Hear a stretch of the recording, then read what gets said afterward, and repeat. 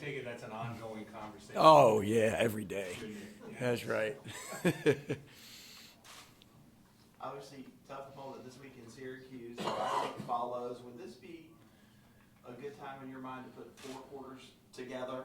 Absolutely. Let's see what we can finally do. Absolutely. Coach has been talking about it, all year long and finding ways to complement each other. And there's been, a quarter here and there where we have complemented each other. We talked about the middle 8 a lot. We've done that, several times this year, but just really getting 4 quarters and complementing both sides of the ball, that's when we can be really, really dangerous, and we've seen both sides of the ball play very, very good football, and now just being able to do it together all the time, that's what we're capable of doing. That's what we're striving to do, and, it couldn't be a better time than this Saturday to do that. Seems like you just jump on that middle 8 comments you made. It's been an instrumental part of this offense's success. How important has that been, emphasizing that by a weekly basis? Yeah, it is. I mean, just anytime you can gain confidence in those situations, a lot of times it's obviously a 2-minute situation going into the half, and we've been pretty successful in that situation. And then it just creates momentum. When you come back out into the third quarter, it just helped us with that momentum. And so we got a lot of confidence in those situations, and hopefully we can continue to build off of it. Brandon, why do you think it hasn't happened like right from the jump at times? I know a couple weeks ago, you had that pass in the end zone against Boston College. I guess it might have boosted. But why do you think it takes until mid-second quarter for you guys to really kind of crank things up? Yeah, I think, for just speaking about offensively, I mean, I feel like every game except this past game, we've scored on the first drive. So we have started fast. Then we had maybe a few times we've had a little bit of a lull, and then again the 2-minute situation, we've had a lot of confidence in. So, like I tell the guys, like after the Boston College game, I wish life was smooth and easy all the time, but we just got to always work on our execution and try to be consistent with our execution. And as coaches and as a team, there's always things to correct, and those are the things that we got to correct. Is just being a little more consistent, and then whenever we do get momentum at the beginning of the game, like that after that first drive, continue to build momentum from that point on. But just proud of where the guys are as far as starting the game and in the middle 8 for sure. Brandon, have you seen much of Syracuse's defense? I know everybody talks about their offense, but they're not giving up a whole lot of points. Yeah, no, they're a really good group. They do a lot of stuff on defense. I mean, they try to confuse you. They try to, just really, really do a lot of different fronts and do a lot of different blitzes and coverages. And so that's kind of their style. That's their philosophy. And they've done a really good job of it. And then on top of that, they're very relentless to the ball, very, very high effort guys. And that's what has allowed them to be successful. So, obviously it's a big, big challenge for us offensively going against this defense, but we'll be up for it, and we're excited about it. They're not the biggest defense in the world, especially up front. Yeah. Athletic linebackers, got a unique guy on the back end, Yep. really athletic. Yeah. What do they do kind of schematically to counteract their lack of size? Yeah, they do. A lot of times up front, they're doing a lot of twisting and stemming and just giving you different looks and not making it, okay, I'm going to line up in this gap and I'm going to stay in this gap, and probably some of that's because they are a little undersized up front. And so they're moving around a good bit, and they're wrapping around blocks, and they make it hard. And then their relentless effort is the second thing that makes it the really good defense. So, they're going to show us a lot of different things and try to confuse us, and we just got to do a great job of being disciplined and doing our thing and making sure that we just eliminate any kind of stupid mistakes. That's the biggest thing for us offensively. Is that maybe the biggest thing to you right now? Is when I went back and looked, it's like maybe you're driving, DJ holds on the ball too long, you get a sack. You have a nice 3rd and 4, you have a procedure penalty. Yeah. Another one, procedure penalty. Yep, that's push it. back. Is that probably the biggest thing to you? It is just the consistency factor of getting all 11 guys, doing their job for a complete drive, and really the majority of the time, is just us shooting ourselves in the foot because of somebody doing something like that. DJ held onto the ball too long in that one protection.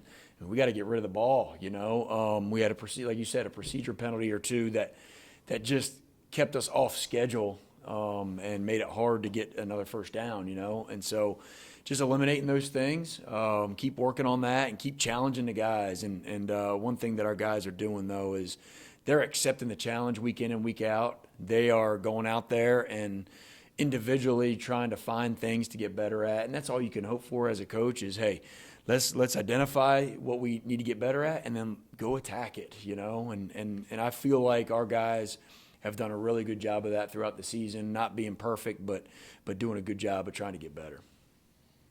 Brad, how much is DJ running more help open up the offense? Yeah, I think a lot. Anytime you have that extra hat to run the ball, it creates tougher situations for the defense. And they got to defend another guy in the run game. And so whether you influence one way and go the other, or you just load up and gain an extra hat in the blocking scheme, I mean, there's a lot of different ways to manipulate the defense when you have a guy that's willing to run and healthy enough to run. And that's what DJ has been able to do this year, is really offset, not just always running with the running backs. And it's allowed the running backs to run, I think, even better, and takes some off of them.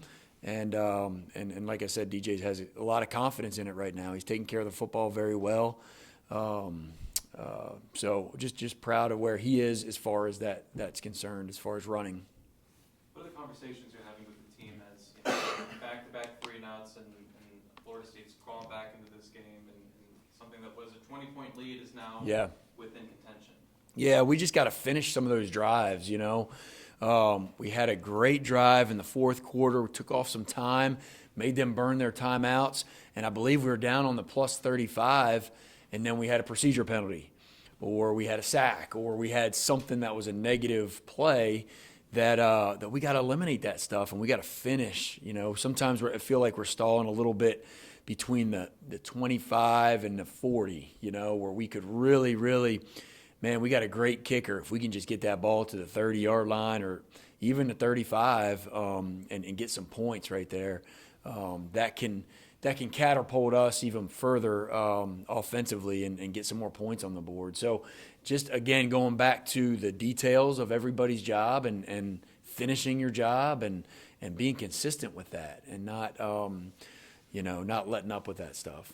In what kind of ways can you practice putting your foot down on their neck and taking them out of the game? How can you practice? Well, I mean, as far as practicing, you just want to be consistent for 4 quarters. And anytime you get that momentum, you want to keep the momentum. So it's more talking about it, trying to create a mindset for your guys. And that's what we try to do offensively, is always have an attack mindset. No matter what the situation is, being in an attack mode, an aggressive mode, that creates that mindset for those guys that, man, we need to finish some guys off. We've had opportunities a couple times this year, and we just didn't finish guys off. And I think it goes back to complementary football too, and just being able to, both sides of the ball, just being able to, man, just do their part to finish off. We could have finished them off even more so this past week, all right, like I said, with that one drive and gaining more points. And we had an opportunity when we did score a touchdown and ended up having to kick a field goal. I think we had a holding penalty down there on the 5-yard line. So a couple opportunities right there that we just got to learn from and grow up from and just get better at. Is it harder to have that attacking mindset when you're trying to run clock?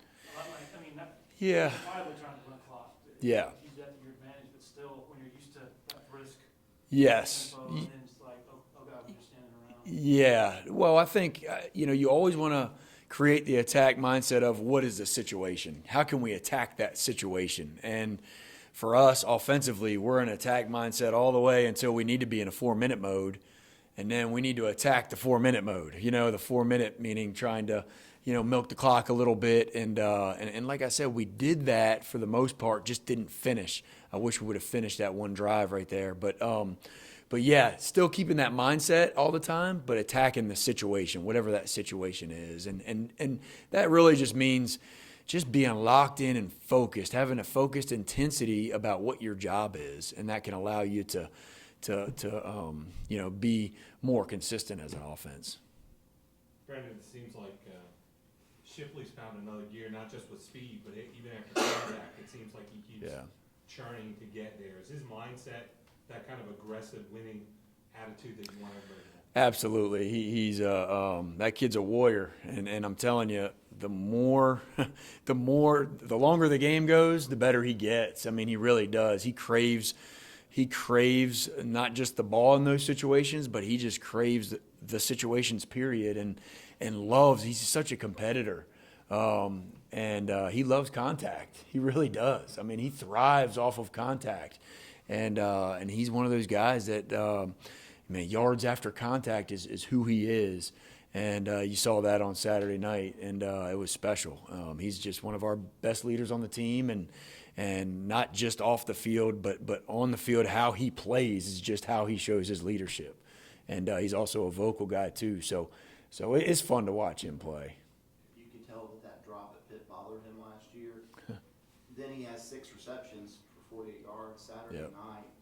Sure-handed. Have you seen him have issues with drops at all? No, he's been really good. And like you said, I mean, he really, if he makes a mistake, he's the type of guy that, he's so hard on himself that he's going to go get it fixed, whatever it takes to get it fixed. And so y'all saw that, he can catch the ball out of the backfield. There's no doubt about it. And he can do even more things that what we're doing right now with him. I mean, a lot of the stuff is just, swings and little quick throws. I mean, that guy can run downfield and he can do a lot of things, catching the ball. So I'm excited about that because a lot of times you don't have a guy that can be, two-dimensional like that and be able to really, really stress a defense. So is 25-plus touches, is that a number you want him at more regularly? I mean, I think it depends on the scenario and depends on who we're playing and what we're trying to accomplish. I mean, I know that he's going to make something good happen the more times he touches the ball. So, yes, we need to continue to get him the ball plenty of times. And then be creative on how we're getting him the ball is a big part of it as well. So, just like we did with ETN when he was here, I mean, the later in his career, we had to make sure we manufactured ways to get him the ball in different ways. And so, that's what we're going to end up doing with Shipley is just continue to find ways to get him the ball. And then, man, there's, when you got guys like Maffa and Kobe Pace and even more guys that are also playing well, it is comforting to have, other guys go in there and you not have to skip a beat at all. And they all are very, very valuable because of the variety of things that they can do. How unique is Antonio Williams just in terms of being a true freshman? It seems like every week he's Yeah. making a big point. Yeah, I mean, you guys can see it yourselves, just how he can separate from guys, and not just with his speed, but just on how he runs routes and how he manipulates defenders and just understands leverage and those type of things. And he's just such a, he's already playing like he's a junior or senior out there that has played a ton of football. Nothing has created him to slow down at all. Like, he plays fast in every situation. And he just does things that is hard to coach, and so, and above all, he just makes the catch. He finds ways to get it done. And you've seen him catch the ball down the field, in one-on-one coverage, in tight coverage. You've seen him create a lot of separation just by his route running. And so he's made a lot of different types of catches. And so, he's learning every week, but he's doing some really, really good things, and he's a special player for sure. Any questions for Coach from Zoom? Hey, Coach, it's Trevor Gross from CUTigers.com. When y'all attacked the perimeter as much as you did with backs on Saturday night, it's obviously important for the receivers to block well. How pleased are you with what they did Saturday? And for the freshmen, Adam and Antonio, I know Adam had that one hold, but how much have they embraced that part of the position? Yeah, that's so important. I'm glad you mentioned that because, number one, we got an unselfish team. I mean, our guys are willing to do whatever it takes to win, and that's a special, special gift that these guys have, especially this day and age. They have bought into, whatever it takes, coach, and that's how they're playing, all of them. Every group is playing that way, and I talked to them after the game about that. It's just fun watching our team play different styles of football and having different ways of beating people, and that makes us really, really valuable. And then just going back to that question with the receivers, they did a great job blocking on the perimeter. That's why we were so successful, is because they did a great job with their hat placement and their angles and their finishing blocks, and so, man, it's showing that they don't just have to go out there and catch the ball, but they're doing a great job of sacrificing their body and being in the right spot with blocking as well. Adam and Antonio pretty happy for the most part with that freshman. Yes, very much so. Very much so. They're always got something to work on, but man, both those guys have played really, really well. Got to get Adam the ball a little bit more. Man, he's a special player for sure. And so we got to reward him a little bit more because he's shown it in practice. He works his tail off, but just proud of where those guys are. Brandon and Nick was saying that Dabo really challenged the defensive staff this week, and to get better in all areas. I'm just curious when he does that, kind of what it looks like from a coaching standpoint, kind of how he challenges you. Yeah, I mean, every week his job is to challenge us as coaches, and Coach Swinney is the best I've ever been around as far as how he treats the staff and how he challenges the staff in different ways. And so, what is our job? Our job is to respond and find ways to get better, just like we're telling our players to respond to coaching. It's the exact same thing. And Coach Swinney, again, does a great job of motivation, and he motivates not just our players, but he motivates our coaching staff, and he holds us accountable. And that's what his job is to do as the head coach, is to hold us accountable. Just like I said, we're holding our players accountable. And so, man, I'm just blessed and honored to be part of his staff and be able to coach for a guy like Coach Swinney because of how he handles it and how he approaches us in different ways to challenge us and to and really just to inspire us in a lot of different ways. Hey, Brandon, this is Anna with Clemson 24/7. Fourth quarter, I think about 9:22 left. You guys had the ball. You ended up having to punt, but were really able to run the ball. I think Shipley got 4 or 5 straight handoffs, and then Bachman came in and got a handoff. Even though it didn't result in points, do you think the offensive line can kind of take some confidence from that, just being able to run the ball when they had to? Yeah, I really do. Like that one drive that you're talking about, we took a lot of time off the clock. We made them burn some timeouts, and I think all but one play was a run play. We're all run plays. It might have been a 9 or 10 or 11 play drive, and so 11 play drive, and so it was really, really good to, like you said, our offensive line just being able to take over the game right there and move the ball just by running the football. So there's no doubt about it. Our guys are just continuing to gain confidence in different situations, and that's another situation that they did very well in. So proud of those guys for that. Coach, when you played here, you never beat Florida State. Thanks for reminding me. Is it a little bit surreal for you, the fact that you all haven't lost to those guys in 8 straight years now? Did you ever think that Clemson would flip it the way you have? Yeah, it's pretty awesome. That's what I told our players and also our staff yesterday when we came back in is, hey boys, guess what? We just beat Florida State again, and there's nobody else can say that we've beaten them 7 straight times, and that's a record. And so, and you're talking about Florida State, and you're talking about playing at Florida State. I mean, that's a challenge in itself. And so, yeah, we got to do a good job of pinching ourselves and keeping a perspective here on, how special that is and how special that moment was Saturday night of beating a team that's a very, very talented team at home in a big night game. So just really excited. Can do nothing but gain confidence from that as a coaching staff and as a team, and so it'll be something that we just continue to build off of. But yeah, no, we didn't have that luck. We didn't have quite the success whenever I played as far as going against those guys for sure. From a recruiting standpoint, how much did it help to go to Florida, where there's obviously a ton of talent, and kind of dominate them the way you all have for like you said, several years now? Oh, I think it helps a lot. I mean, it helps a ton whenever you got Florida not too far away, and a lot of talent in that state, as we know. And we've had a lot of really, really good players that have played here at Clemson that has a big influence on that state. So that does nothing but help. All right, I thank you, can Coach. ask one more. I'm sorry. Is that Yep. okay, Ross, or no?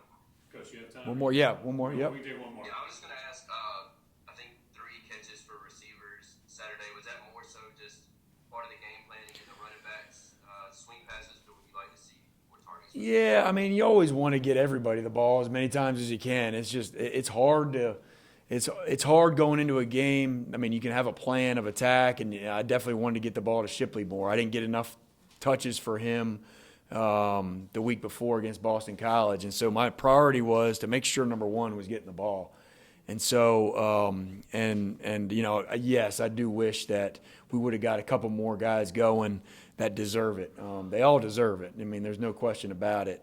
Sometimes when you get into the flow of the game, you just got to take what they're giving you and kind of roll with the punches there. But like I said, man, we have an unselfish team, and that's why that's why we've been successful. It's just a guys that just want to win, and that's all you can ask for as a coach. All right, thank you, Coach. We'll let him get back to the game.